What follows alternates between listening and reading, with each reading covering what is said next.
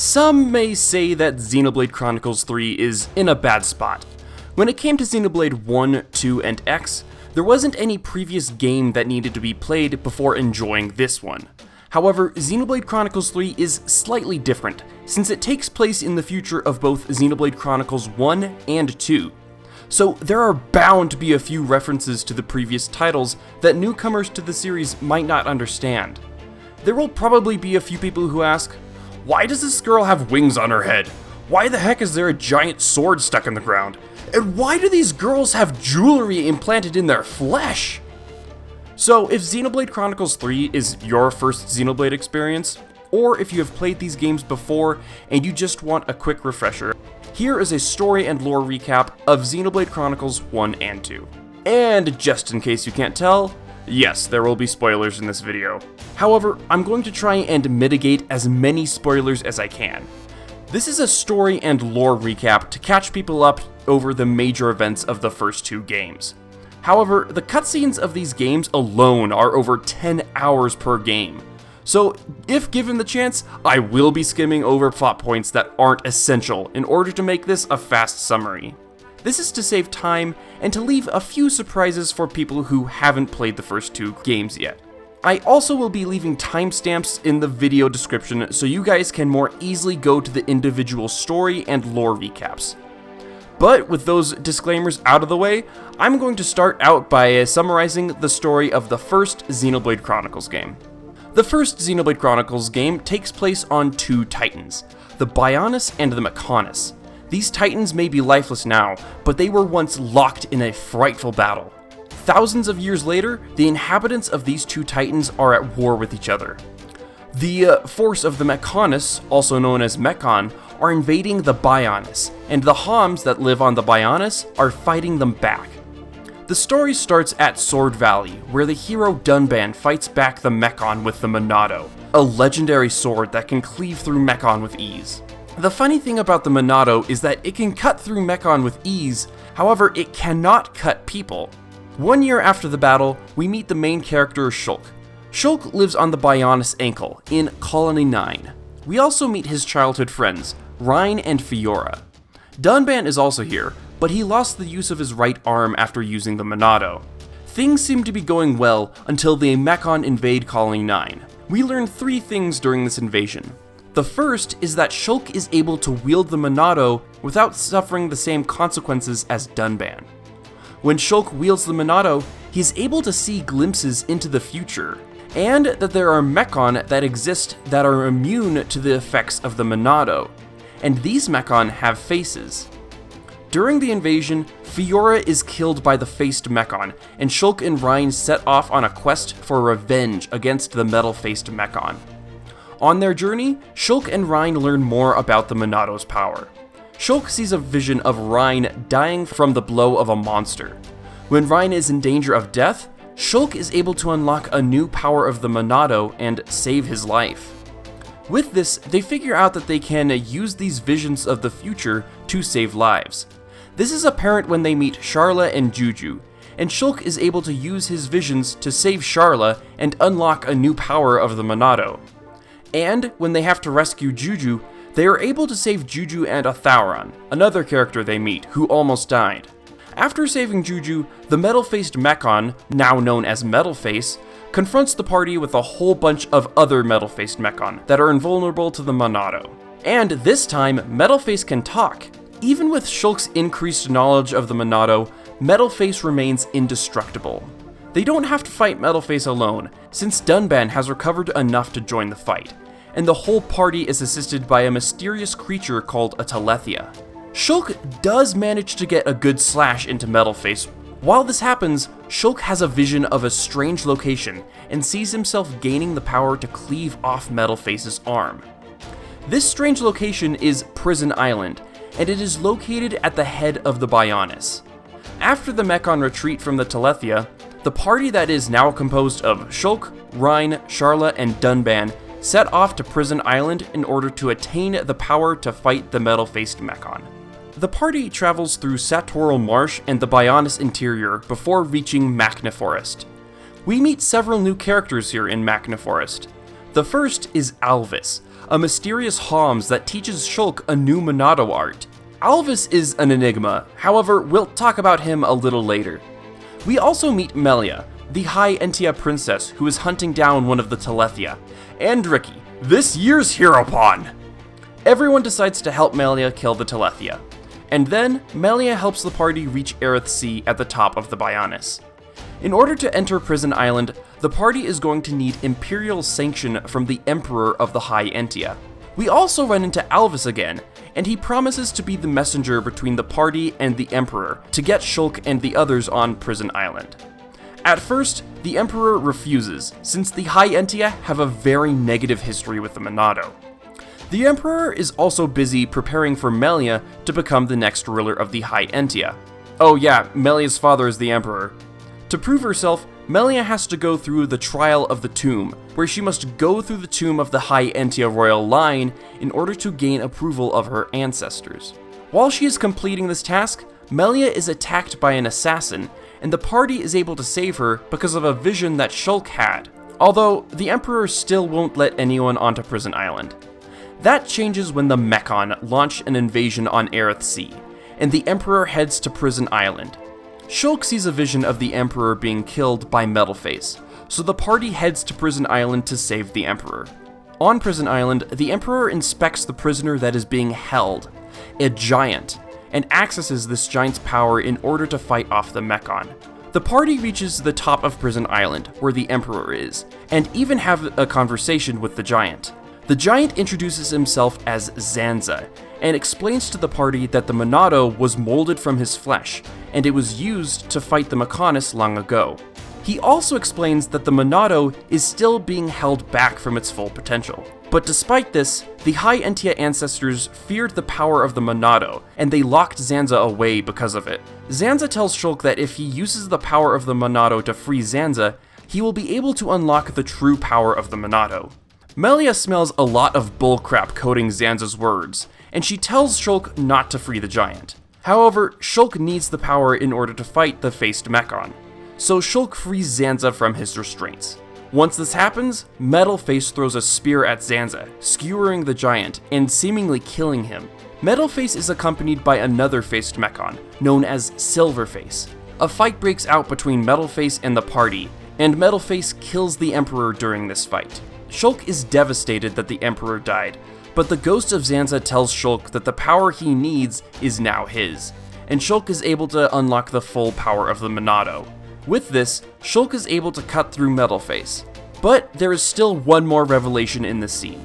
As Silverface defends Metalface from one of Shulk's attacks, it reveals a cockpit that is housing a person, and not just anyone. It's Fiora that's piloting the silver-faced Mechon, the one who died back in Colony 9. As it turns out, there are Homs that are piloting the faced Mechon. Somehow, Fiora doesn't recognize Shulk, Rhine, or her brother Dunban, and she flies off with the rest of the Mechon force.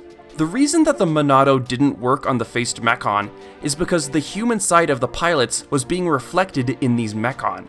However, the Monado can now cut faced Mechon, and it can cut people as well. Now, Shulk and the rest of the party have to find a way to get Fiora back. The party decides to head to Sword Valley, where a Mechon base has been constructed, and Fiora will likely be there. Alvis will be the guide to Sword Valley. The path to Sword Valley will take the party down the Bionis Arm, also known as Valak Mountain. While going down the arm, the party encounters Silverface and Metalface one more time, and they are introduced to a golden-faced Mechon, piloted by Egil, the leader of Mechonis. When the party reaches Sword Valley, they make a beeline for Galahad Fortress. Metalface dies, and the party makes their way to Silverface. However, this is a trap, and Egil activates the Apocrypha Generator, which disables the Monado. Things look bad until Fiora breaks free from Egil's command and saves the party while emitting a strange red light. Everyone falls from Galahad Fortress onto the fallen arm of the Mechonis. The fallen arm was cut off the Mechonis in the opening cutscene. It's still resting in the ocean, and this is where the group falls to.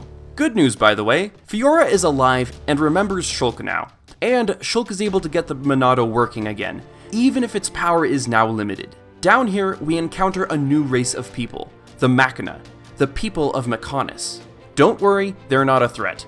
In fact, the Machina are quite peaceful and help tend to Fiora, who is having malfunctions with her new body. The Machina also give the party a new objective: stop Egil. So, the party heads off to the top of the Mechonis to stop Egil. Although there is a little something with Fiora that needs to be addressed. She seems to be carrying the soul of another person, the same person who is characterized with the red light that saved the party at Galahad Fortress. This soul is Meyneth, and she is the soul of the Mechonis. At the top of the Mechonis, the party learns a lot about the history of the world. Long ago, the Bionis and the Mechonis lived in harmony, and the people of the Mechonis and Bionis shared their prosperity with each other. The Mechonis' soul was a deity named Meyneth, and the Bionis' soul was Zanza. One day, the Bionis attacked the Mechonis in an attempt to wipe out the Machina, and sent an army of Telethia to wipe the Machina out. The Mechonis fought back, and the Bionis and Mechonis fought.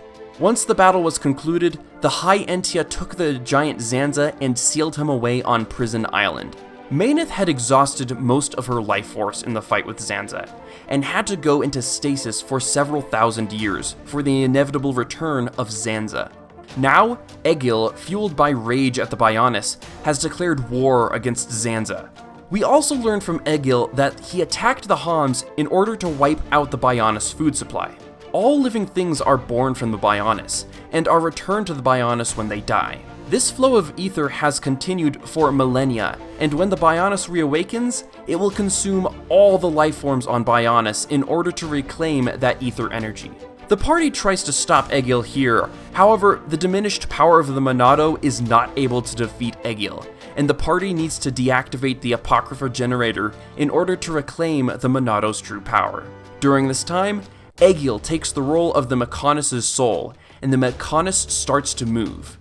After getting their butts whooped by Egil, the party heads to the Mechonis core and deactivates the Apocrypha generator. Now the party needs to stop Egil from destroying the Bionis. The party fights Egil in his face unit, Yaldabaoth, and the party gains the upper hand. Shulk is about to strike Egil down, however, he decides not to. Egil is moved by this, and tells Shulk about the time of peace before Zanza attacked Mechonis. The giant Zanza used to be known as Arglys, and one day, the Monado possessed him and forced the Bionis to attack the Mechonis. This leaves Shulk in the same position as Arglys thousands of years ago.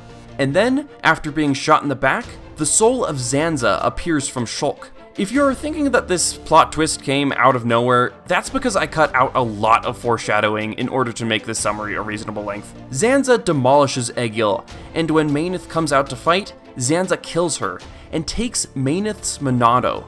Now, the party needs to leave the Mechonis before the Bionis destroys it with the party on it. During the escape, the party is assailed by Telethia, and they need to fight them off. When a High Entia attack squadron comes, the party seems safe.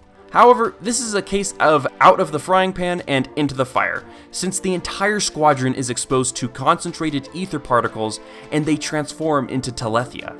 As it turns out, the High Entia are a race created by Zanza that transform into Telethia to eradicate all life. Melia does not transform into a Telethia since she is half Homs, and the gene that triggers the transformation into Telethia has been wiped from her and others like her. The party barely escapes this encounter. Once Shulk recovers from being shot in the back and having the soul of the Bionis ripped out of him, the party heads off to stop Zanza from destroying their world. Also, Shulk can still see visions of the future, so that helps. The party eventually makes their way to where Zanza is, an ethereal part of the Bionis interior. There, the party of Shulk, Rhine, Fiora, Dunban, Melia, and Ricky all fight Zanza.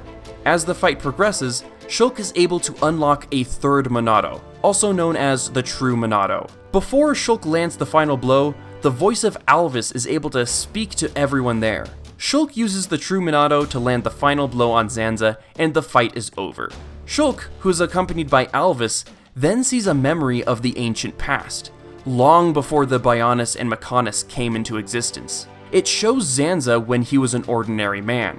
A female researcher begs him not to continue with some experiment, but Zanza isn't having it, and he starts the experiment regardless. We also hear Zanza's original name, Klaus, During this experiment, the world was destroyed, and the Bionis and the Mechonis came into being in the vast and endless ocean. Alvis then tells Shulk that he has a decision to either preserve this world or let the world progress to the next stage of its existence. Shulk chooses the former option, to let the world progress, and the story ends. Now that I have explained the story of Xenoblade Chronicles, you might be confused about some of the lore. What you need to know here is that the Bionis and the Mechonis are the corporeal forms of deities. The soul of the Bionis is known as Zanza, and the soul of Mechonis is Mehemoth. These godly souls have their own Monados, and the Monado that Shulk uses for most of the game is the Monado of the Bionis. Zanza put a special limitation on the Monado that it could not harm anyone with the blood of Zanza, or the people of the Bionis. Speaking of which, there are several races of people who live on the Bionis and Mechonis. The races of people that live on the Bionis are the Homs, the Nopon, and the High Entia. The race of people who live on Mechonis are the Machina. The High Entia were created by Zanza, and were specifically engineered with a gene that transforms them into Telethia at a certain time. The High Entia rejected this notion of turning into exterminating monsters, and worked tirelessly to remove the Telethia gene from them. To do this, the High Entia started to crossbreed with Homs. The High Entia, and especially their emperor, would take a High Entia first consort and a Homs second consort.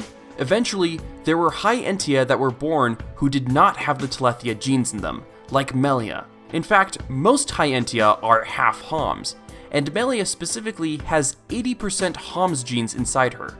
You also might be wondering, what is Alvis? Alvis appears to be a Homs, but in the ending, we see he is more like a luminous flare.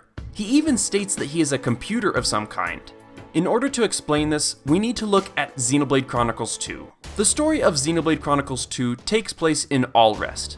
In Allrest, the inhabitants live on Titans that move through the Cloud Sea, and at the center of Allrest is the World Tree. According to myth, the god of this world, the Architect, lives at the top of the World Tree in a place called Elysium. Another aspect of this world are the Blades. Blades are living weapons, born from core crystals. Core crystals will resonate with a special person, and will then materialize into an artificial life form. This artificial life form is a blade, and they provide an imbued weapon and support to the person they are bonded with. The person who resonates with these blades are called drivers. The story starts with Rex, a salvager who collects scrap at the bottom of the Cloud Sea.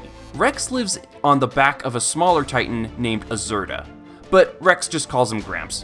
One day at the Argentum Trade Guild, Rex is given a special high-paying mission by a group called Torna. The group called Torna is composed of Nia, her blade Dromark, Malos and his blade Sever, and Jin.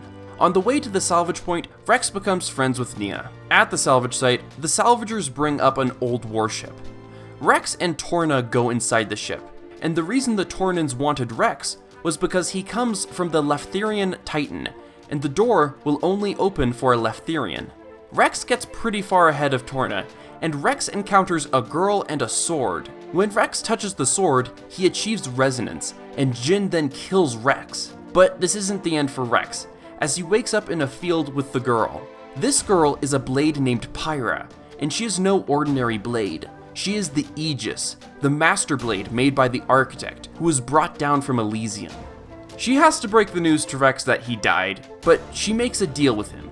Pyra will give Rex half of her core crystal and half her life force, as well as become Rex's blade. In return, Rex will take Pyra to Elysium. And that's the premise of Xenoblade Chronicles 2's story. Rex is trying to get Pyra to the top of the World Tree to Elysium. It's a simple concept with lots of adventure. Of course, they run into complications along the way. This isn't some walk in the park. Rex accepts the offer and is brought back to life from the brink of death, along with a fancy new sword. Rex and Pyra fight Torna, and when Malos is about to kill Rex, Nia steps in and saves his life. Rex, Pyra, Nia, and Dromark are saved by Azurda the Titan, and they narrowly manage to escape. The group crash on the Force Titan of Gormat, and Azurda dies. Just kidding. Azurda transforms into a small infant Titan, and now rides in Rex's helmet. Now the party needs to find a way to the World Tree. Along the way, the party meets a Nopon named Tora. Tora wants to join the group, but he doesn't have the potential to become a driver. Instead, he has an artificial blade in the back named Poppy, and the party helps Torna activate Poppy.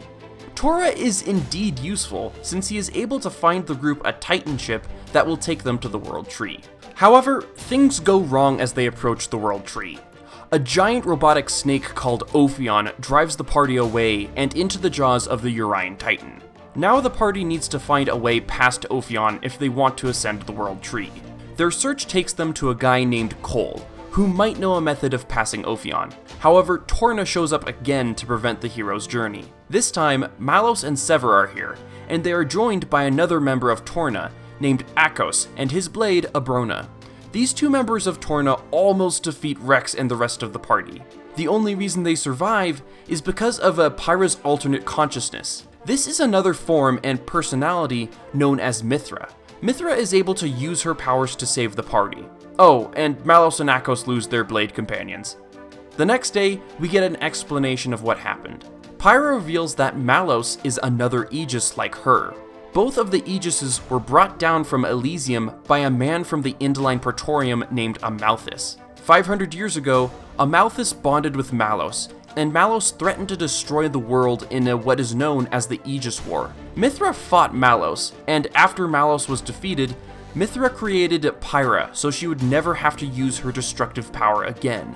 Mithra went into a sort of stasis, and Pyra took over. Their driver at the time, a legendary hero named Adam, sealed the Aegis away in that warship so people wouldn't abuse her power. While they dreamt, Pyra and Mithra promised each other that they would make their way to Elysium. After this explanation, Cole gives the party a dagger and instructions to make their way to the Indoline Praetorium to find Amalthus, who might know a way past Ophion.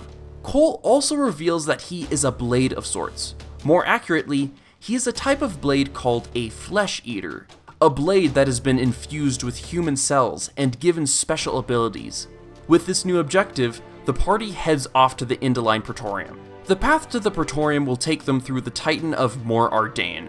In Mor Ardain, the party learns of a malicious plot involving Torra's father and a factory of artificial blades.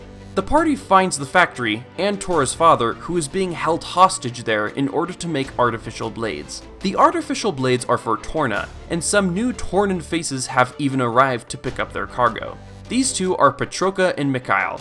Don't worry about their blades' names because during the fight they lose their blades. A new character joins the party during this fight, named Morag, and her blade, Brigid. Mithra uses her power to beat the Tornan menace, but the real finisher comes from a strange blade that bails them out. This is Fanla Norn, and she is from Indol in order to escort the characters the rest of the way. However, there seems to be something odd about this Fanla Norn.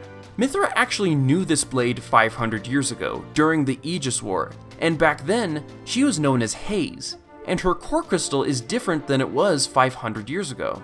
Before the party heads to Indol, another party member joins the group, known as Thunderbolt Zeke, or the Zekinator, or Zeke von Genbu, or Ozeclaris Bravo Tata. You know what? His name is Zeke, and his blade is Pandoria. That'll make things simple enough. In Indol, the group meets the big man himself, Praetor Amalthus, the man who brought the Aegises down from the World Tree long ago. But before the Praetor can help the group on their quest, there is a problem in Temperantia. The nations of Mor Ardain and Uriah are on the cusp of war, and one of those war zones is the ruined Titan called Temperantia. One of the excavated Titan weapons has opened fire on the Urian side without the authorization of the Ardanian military. This whole endeavor smells like the work of Torna, and the party decides to go there to investigate, and stop an all-out war between the two nations. The party is able to suppress the movement of the Titan with Fanlanorn's power, and board the Titan weapon to cut the power lines. After the power lines are cut, Jin emerges from the Titan weapon, ready for a fight. During this fight, it is revealed that Jin is a blade. However, there is something very wrong with him. Blade core crystals are blue. However, Jin's, which is on his forehead and covered with a mask, is a blood red color. Jin kills Fanlanorn, who has been suppressing his strength with her power, and then he collapses due to some overexertion, and Akos has to bail him out. A battle between the Uriah and Mor Ardain almost breaks out, but the Indoline Praetorium shows up and stops the fighting. After Fanlanorn's funeral, Amalthus instructs the party to go to Tantal. During the Aegis War, Ophion took part in the battle and was damaged. The people of Tantal used their advanced technology to reactivate Ophion, and it has been programmed to guard the World Tree and prevent anyone from climbing the tree. The Tantalese control Ophion with something called the Omega Fetter, and with it, they can bypass Ophion and climb the World Tree. The party heads off to Tantal, and they're even led by Zeke, since he is the Prince of Tantal. He was kicked out by his dad for slacking off on his princely duties. At first, the King of Tantal does not permit the party from accessing the Omega Fetter, and even tries to kill Pyra. However, after a little bit of persuasion with swords, the king becomes a little less tense and lets the party access the Omega Fetter. The party reaches Genbu's crown, and they get the Omega Fetter, which looks surprisingly like a core crystal. However, when they get it, they have another encounter with Torna. Akos, Mikhail, and Petroka are here, and it is revealed that all three of them are blades. Not just any blades, they are flesh eaters. The party does well holding them off until Jin enters the fight. Jin then reveals his true power and his true form, and he completely wipes out everyone there before they are restrained by a squad of artificial blades. Pyra makes a deal with Jin that she will go with Torna and will let them take the Omega Fetter if they spare the entire party. Jin takes the deal, and Torna takes Pyra and the Omega Fetter, leaving Rex in a stunned state. Rex is ready to give up, but his hope is revived when he learns of a potential third Aegis sword located somewhere in the Leftherian archipelago, the place Rex is from. Fortunately for everyone, Azurda knows exactly where it is, and leads the party to the Spirit Crucible Elpis. The Spirit Crucible is an underground network of caves, and inside is an ether-sapping effect that drains the strength of blades. Inside the Spirit Crucible, we learn two things. The first is that Zeke has a piece of Pandora's core crystal implanted inside him. This was because of an accident that almost killed him, and this procedure in Indol was the thing that saved him. Zeke jokes that he is a blade eater, but that is actually the correct term for this scenario. The second revelation is that Nia is a flesh eater, and she is very proficient at healing and restoring people. The third Aegis sword isn't in the Spirit Crucible, however, the Endeavor does grant Rex the resolve to save Pyra. The place she is in right now is the Cliffs of Moratha, a rotting titan at the base of the World Tree. At the Cliffs of Moratha, we see that Malos' core crystal is in a bad shape, and that he needs Pyra to restore his core crystal. When the party arrives to Pyra's location, it is already too late.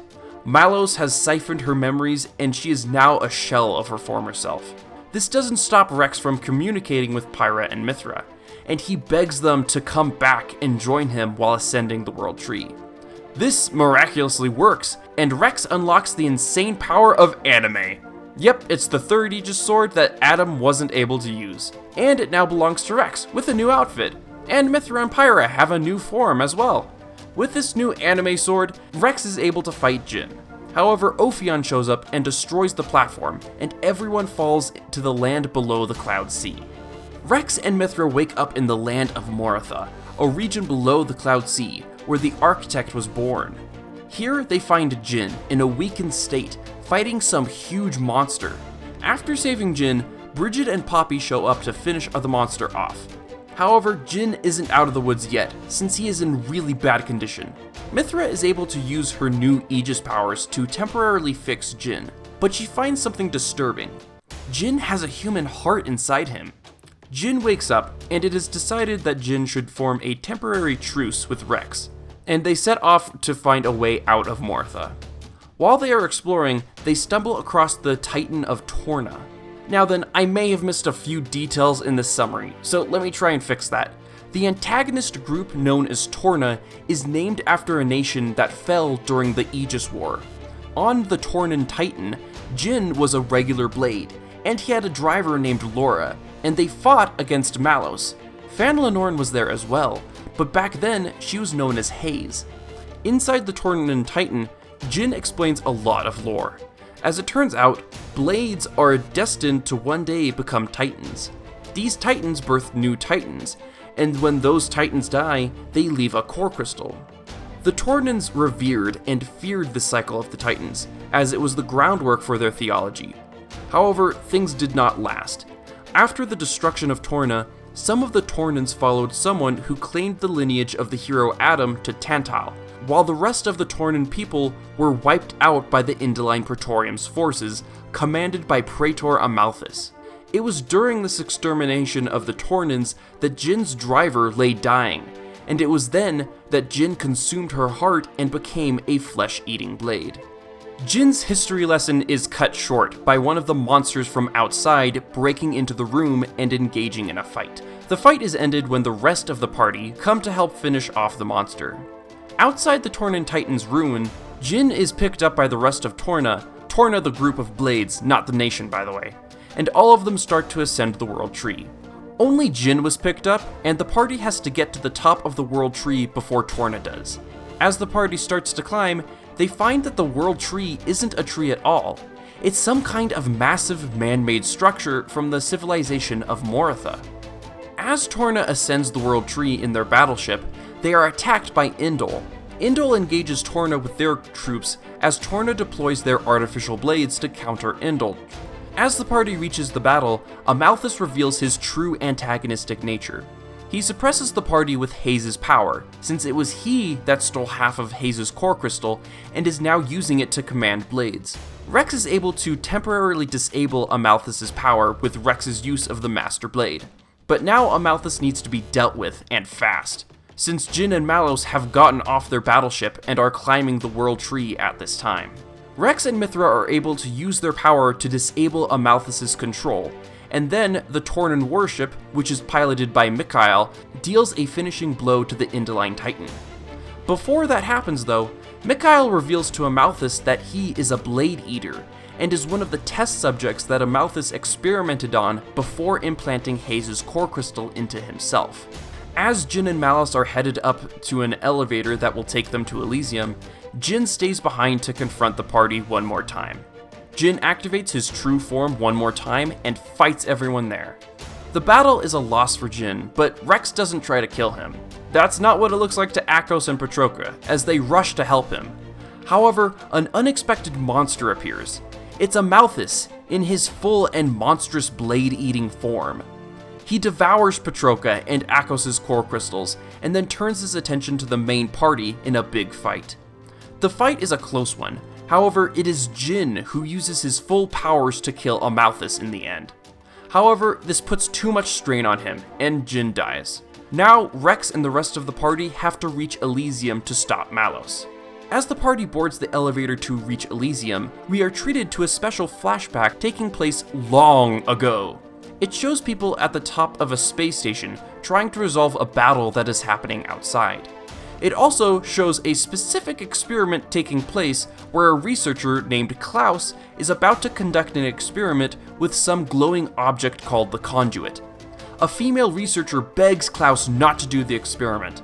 However, Klaus will not listen, and he starts the experiment. We even hear this female researcher's name, Galea. The experiment is conducted and the world is destroyed. The party rides the elevator to the top of the world tree, into a space station of some kind. They find Elysium, however it is nothing but a desolate wasteland, unfit for anyone to live in. But there is someone here. Inside an old church, there's a stairway that leads down to a room that houses the architect himself. The architect's name is Klaus. He was the researcher who conducted the experiment that ended the world. When this happened, half his body and soul was ripped into another dimension. Klaus set to work trying to restore the world by creating the Cloud Sea, the Titans, and the Blades. And over time, this became the Allrest that we know today. But he needed a system that could track all of these Titans and lifeforms to make sure that no one like him would reappear in the world. So he set up something called the Trinity Processor. It was composed of 3 Aegis cores called Ontos, Logos, and Pneuma. Ontos triggered a space-time transition and disappeared. Then there was only Logos, who is Malos, and Pneuma, who is Mithra. Then Amalthus came and took the 2 core crystals back to Allrest, triggering the Aegis War. But it's not all Malos' fault. The Aegis cores aren't fully designed to resonate like normal blades, and a lot of the driver they resonate will affect who they are. Amalthus hoped that Malos would be an instrument of cleaning the world through destruction, and that is what affected Malos' genocidal tendencies. Now, Malos is getting ready to turn all the weapons of Elysium onto Alrest and destroy the world, so the party needs to stop him. The party races to a hangar housing a giant war robot called Ion. Rex tries to talk Malos out of destroying the world, but Malos isn't wavering from his objective and bores Ion to fight the party. During this fight, Klaus can hear what is happening to his other half, and there are even lines of dialogue that can be heard from the first Xenoblade Chronicles game. The fight with Malos is concluded when Rex activates the power of anime and deals the finishing blow to Malos. No, I will not give up on that joke. During this time, Klaus is about to die, so he detaches a major component from the orbital station and the station begins to fall apart. When Klaus does die, he disappears into the ether, and the conduit that spurred the creation of this new world disappears with him. Pyra, or Mithra, depending on which one she is in her true Aegis form, convinces everyone that there might be a way of stopping the station from sending debris crashing into Alrest, and sends the party to a control room. While everyone is headed there, Pyra activates Azurda's core crystal. The control room that the party heads into isn't a control room, it's an evacuation bay. Pyra seals off the way out of the evacuation bay, and she gives Rex the rest of her core crystal, so his life can be fully restored. As the party evacuates, Pyra activates Ion, and uses the rest of its power to blow away the debris in the sky, preventing the disaster on Alrest. Unfortunately, the escape pod everyone is in breaks apart. However, Azurda is able to fully transform into an adult Titan and flies everyone to safety. Down below, the Cloud Sea has disappeared, and the ruins of Mortha can be seen all over the place. Azurda continues to fly until they reach an island. Around this island are the Titans, molding together to form a massive landmass, an Elysium on Earth. The credits roll, and at the end of the credits, we see the Pneuma core crystal light up again, and as Rex resonates with it, Pyra and Mithra pop out again, and we all get a happy ending. Now then, I would like to get straight into the lore part of this. However, there is still some additional story to be told in the DLC called Torna the Golden Country. And fortunately for me, this story is much shorter, so this story will be much easier for me to recap. This story takes place 500 years ago during the Aegis War, and during the fall of Torna. The main characters are Jin and his driver, Laura. Hayes is here as well, along with the hero Adam and Mithra before Pyra was created. Before the battle with Malos over the fate of the Tornan Titan, we learn a little bit about Laura's past. Jin was stolen from the Tornan castle by a man named Gort. When Laura resonated with Jin, Gort tried to kill her to revert Jin back to a core crystal. Jin protected Laura and Gort lost his arm.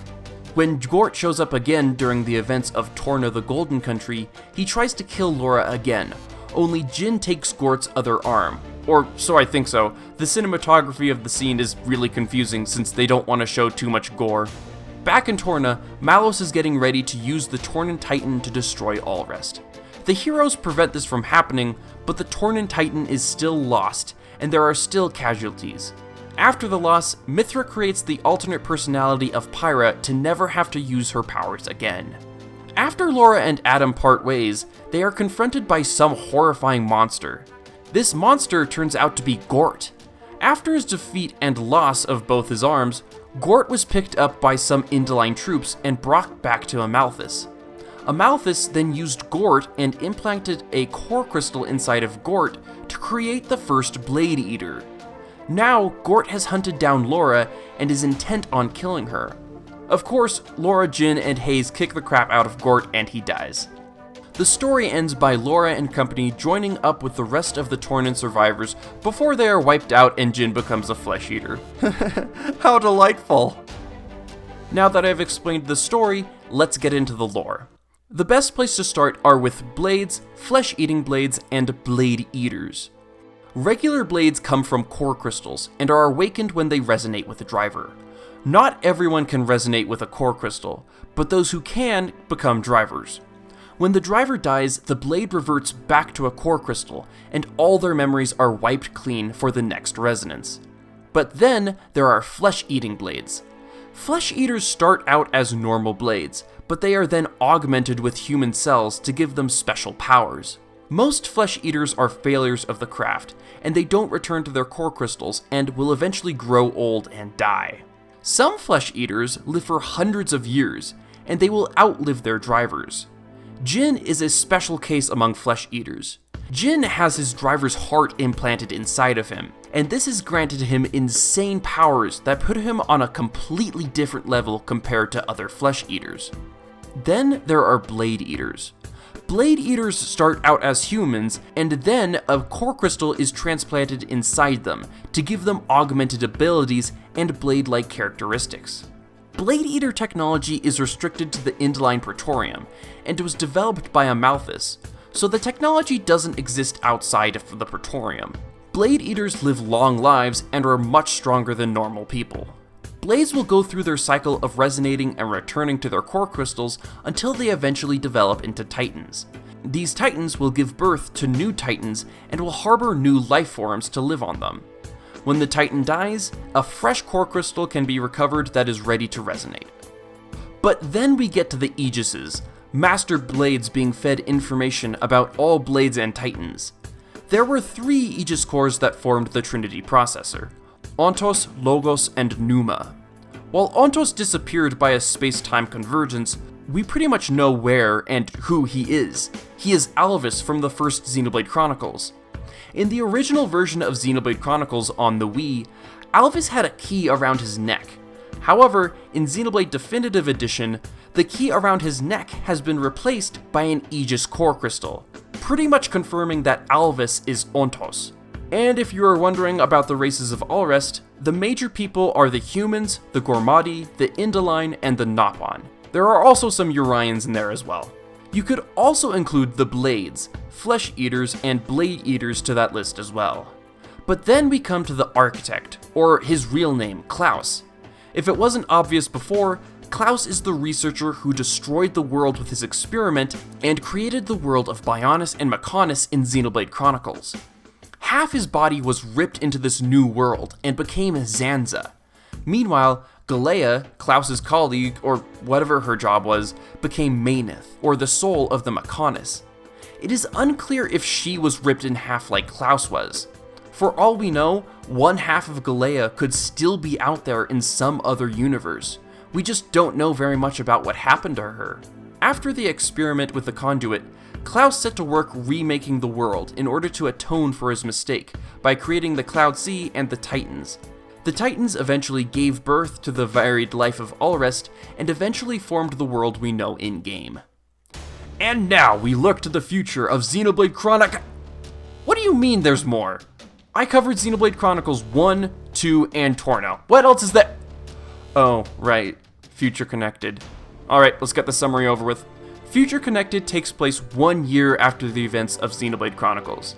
The story follows Shulk, Melia, and 2 of Ricky's children, Kino and Nene. Something I might have skimmed over in the Xenoblade 1 recap is that Melia is the High Entia princess and was tasked by the Emperor to lead the High Entia into the future because of her Telethia genes being scrubbed out.